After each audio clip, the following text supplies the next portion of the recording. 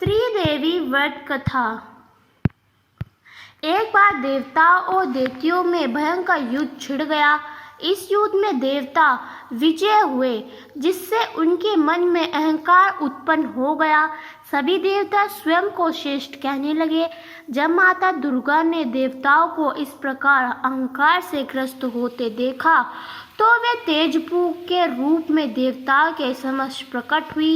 इतना विराट तेजपुंज देखकर देवता भी घबरा गए।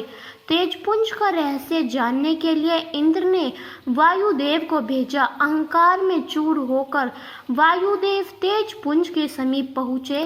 तेज ने उनसे उनका परिचय पूछा। वायुदेव ने कहा, स्वयं को प्राण स्वरूप तथा अति बलवान देव बताया। तब तेज स्वरूप माता ने वायुदेव के सामने एक तिनका रखा और कहा कि यदि तुम सचमुच इतने श्रेष्ठ हो तो इस तिनकों को उड़ाकर दिखाओ। समस्त शक्ति लगाने के बाद भी वायुदेव उस तिनकों को हिला नहीं पाए। उन्होंने वापस आकर यह बात इंद्र को बताई। तब इंद्र ने अग्निदेव को उस तिनकों को जलाने के लिए भेजा, लेकिन अग्निदेव की असफल रहे। यह देख इंद्र का अभिमान चूर चूर हो गया।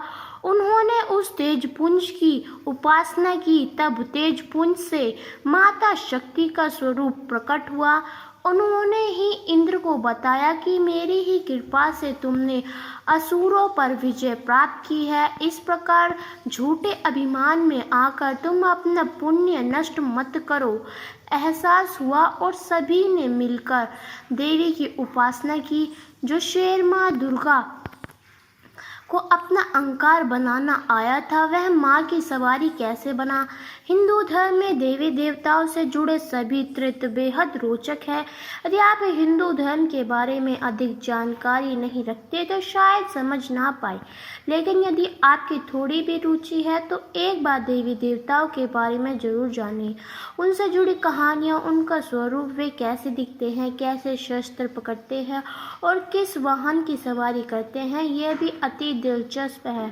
भगवान शिव के वाहन नंदी, गणेश जी के वाहन मूषक, माँ दुर्गा के वाहन शेर एवं भगवान सूर्य के वाहन 7 घोड़े हैं। क्या आप जानते हैं कि सूर्य देव 1 या 2 नहीं बल्कि पूरे 7 घोड़ों की सवारी करते हैं? क्या उद्देश्य है? दरअसल इसके पीछे धार्मिक के साथ साथ वैज्ञानिक उद्देश्य भी छिपा है। कहते हैं कि इन 7 घोड़ों का एक खास उद्देश्य था। सभी के पास एक एक खास ऊर्जा थी। वैज्ञानिक दृष्टि से इन 7 घोड़ों को सूर्य की 7 किरणों का नाम दिया गया है। देवी पार्वती को सिंह की यह बात चुभ गई और घोड़ा छोड़कर तपस्या करने में लीन हो गई। इस बीच एक भूखा शेर देवी को खाने की इच्छा से वहां पहुंचा, लेकिन चमत्कार तो देखिए, देवी को तपस्या में लीन देखकर वह भी चुपचाप बैठ गया। न जाने शेर क्यों देवी के तपस्या को भंग नहीं करना चाहता था। वह सोचने लगा कि देवी तब कब तपस्या से उठे और वह जाने अपना आहार बना ले। इस बीच कई साल बीत गए, लेकिन शेर अपनी जगह डटा रहा। कई वर्ष बीत गए, लेकिन माता पार्वती अभी भी तपस्या में मगन ही थी। वे तब से उठने का फैसला किसी भी हाल में लेना नहीं चाहती थी। लेकिन तभी शिव वहां प्रकट हुए और देवी को गोरे होने का वरदान देकर चले गए। थोड़ी देर बाद माता पार्वती भी तप से उठी और उन्होंने गंगा स्नान किया। स्नान के तुरंत बाद ही अचानक उनके भीतर से एक देविका प्रकट हुई।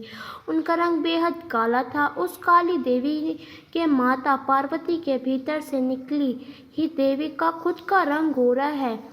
इस कथा के अनुसार माता के भीतर से निकली देवी का कौशिक पड़ा और गौरी, जो कि माता संपूर्ण जगत में माँ गौरी कहलाई।